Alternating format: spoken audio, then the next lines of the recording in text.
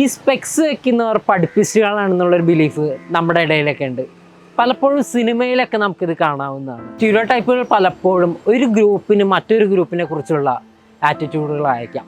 ഇപ്പോൾ ഉദാഹരണമായിട്ട് പറയുകയാണെങ്കിൽ ഏഷ്യൻ സ്റ്റുഡൻസിന് മാത്തമാറ്റിക്കൽ എബിലിറ്റി ആപ്റ്റിറ്റ്യൂഡ് കൂടുതലാണ് എന്നുള്ളൊരു സ്റ്റീരിയോടൈപ്പ് വെസ്റ്റേൺ കോണ്ടെക്സ്റ്റിൽ നമുക്ക് കാണാൻ കഴിയുന്നതാണ്. അതുപോലെ തന്നെ ഒരു വ്യക്തിയുടെ പേഴ്സണാലിറ്റിയായിട്ട് ബന്ധപ്പെട്ട്, ബിലീഫുമായിട്ട് ബന്ധപ്പെട്ട്, ആളുടെ പ്രിഫറൻസ്, അപ്പിയറൻസ്, ഇത്തരത്തിലുള്ള പല കാര്യങ്ങളെയും സംബന്ധിച്ചുകൊണ്ടുള്ള അപ്പോൾ സ്റ്റീരിയോടൈപ്സ് പലപ്പോഴും നമ്മളൊരു നെഗറ്റീവ് സെൻസിൽ മാത്രമാണ് എടുക്കാറ്. പക്ഷേ സ്റ്റീരിയോടൈപ്പ് പോസിറ്റീവോ നെഗറ്റീവോ അല്ലെങ്കിൽ ന്യൂട്രലോ ആയിരിക്കാം. അതുപോലെ തന്നെ സ്റ്റീരിയോടൈപ്പിനെ മെയിൻലി 2 തരത്തിൽ ഡിവൈഡ് ചെയ്തിട്ടുണ്ട്: ഇംപ്ലിസിറ്റ് ആൻഡ് എക്സ്പ്ലിസിറ്റ് സ്റ്റീരിയോടൈപ്പ് എന്നുള്ള നിലയ്ക്ക്. ഇതിൻ്റെ ഒരു മേജർ ഡിഫറൻസ് എന്താണെന്ന് വെച്ച് കഴിഞ്ഞാൽ, ഇംപ്ലിസിറ്റ് സ്റ്റീരിയോടൈപ്സിനെ സംബന്ധിച്ചിടത്തോളം നമുക്ക് അവിടെ ഒരു കോൺഷ്യസ് അവെയർനെസ് ഉണ്ട് എൻ്റെ ഉള്ളിലുള്ള ഇങ്ങനെയുള്ളൊരു ബിലീഫിനെ കുറിച്ച്. പക്ഷേ എക്സ്പ്ലിസിറ്റ് സ്റ്റീരിയോടൈപ്സിനെ സംബന്ധിച്ചിടത്തോളം എനിക്ക് അങ്ങനെ ഒരു അവെയർനെസ് ഉണ്ടാവണമെന്നില്ല. ഇപ്പോൾ ഉദാഹരണമായിട്ട് പറയുകയാണെങ്കിൽ, ഞാനൊരു ടീച്ചറാണ്. എൻ്റെ ഒരു പർട്ടിക്കുലർ ഗ്രൂപ്പ് ഓഫ് സ്റ്റുഡൻസിനെ കുറിച്ച് ഞാൻ ബിലീവ് ചെയ്യുന്നത് ഇവർ വളരെ അറഗൻ്റാണ്, ഇവർ തീരെ ഒബീഡിയൻ്റ് അല്ല, ഇവരെന്നെ റെസ്പെക്റ്റ് ചെയ്യുന്നില്ല എന്നുള്ളതായിരിക്കാം. ഈ ഒരു ബിലീഫ് ഉള്ളത് കൊണ്ട് തന്നെ ഞാൻ അവരോട് പെരുമാറുന്നത് തീരെ കെയർലെസ് ആയിട്ടായിരിക്കാം. അവർ ഞാൻ വേണ്ട രീതിയിൽ പരിഗണിക്കുന്നുണ്ടാവില്ല. എൻ്റെ പഠിപ്പിക്കുന്നതിൻ്റെ ക്വാളിറ്റിയൊക്കെ അത് ബാധിച്ചേക്കാം.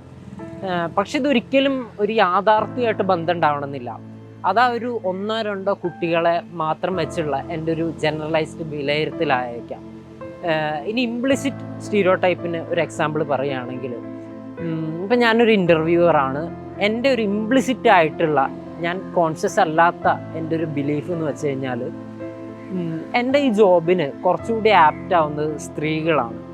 അതുകൊണ്ട് തന്നെ ഞാൻ ഇൻ്റർവ്യൂവിന് ഷോർട്ട് ലിസ്റ്റ് ചെയ്യുന്ന ആളുകളിൽ സ്ത്രീകളായിരിക്കും കൂടുതലുണ്ടാവുന്നത്. ഓട്ടോമാറ്റിക്കലി ഞാൻ പുരുഷന്മാരായിട്ടുള്ള എംപ്ലോയീസിൻ്റെ അടുത്ത് ഒരു തരത്തിലുള്ള ബയാസ് കാണിച്ചേക്കാം. ഒരു കൊഗ്നിറ്റീവ് പെർസ്പെക്റ്റീവ് നോക്കുകയാണെങ്കിൽ സ്റ്റീരിയോടൈപ്പ് പലപ്പോഴും വളരെ സഹായകരമായിട്ടുള്ള ഒന്നാണ്. ഈ കോംപ്ലക്സ് ആയിട്ടുള്ളൊരു വേൾഡിനെ സിംപ്ലിഫൈ ചെയ്ത് കാണുന്നതിന് ഒരു പരിധി വരെ സ്റ്റീരിയോടൈപ്പുകൾ നമ്മളെ സഹായിക്കുന്നുണ്ട്. ഉദാഹരണമായിട്ട് പറയുകയാണെങ്കിൽ, ഇപ്പോൾ ഒരു പർട്ടിക്കുലർ ഗ്രൂപ്പിനെ കുറിച്ച് എനിക്ക് അവർ അപകടകാരികളാണ് എന്നുള്ള തരത്തിലൊരു സ്റ്റീരിയോടൈപ്പ് ഉണ്ടെന്ന് വിചാരിക്കുക. ഇതെന്ത് ചെയ്യുന്നു വെച്ച് കഴിഞ്ഞാൽ, ഇൻ ഫ്യൂച്ചർ ഇവരിൽ നിന്നൊരു റിയൽ ഡേഞ്ചർ ഉണ്ടാവുന്നതിൽ നിന്ന്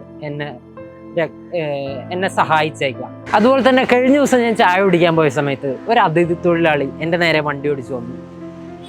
അപ്പോൾ അതിൽ നിന്ന് എനിക്കുണ്ടായിട്ടുള്ളൊരു അനുഭവം എന്ന് വെച്ച് കഴിഞ്ഞാൽ, അതിൽ നിന്ന് എനിക്കുണ്ടായിട്ടുള്ള ലേണിംഗ് എന്ന് വെച്ച് കഴിഞ്ഞാൽ, അതിഥി തൊഴിലാളികൾ വളരെ ഡേഞ്ചറസ് ആയിട്ട് വണ്ടി ഓടിക്കുന്നവരാണ്.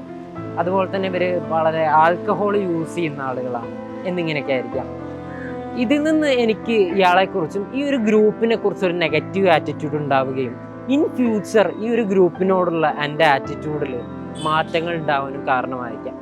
ഇത്തരത്തിലുള്ള സ്റ്റീരിയോടൈപ്സ് ആണ് പലപ്പോഴും ഡിസ്ക്രിമിനേഷനും കോൺഫ്ലിക്റ്റുകൾക്കും കാരണമാവുന്നത്.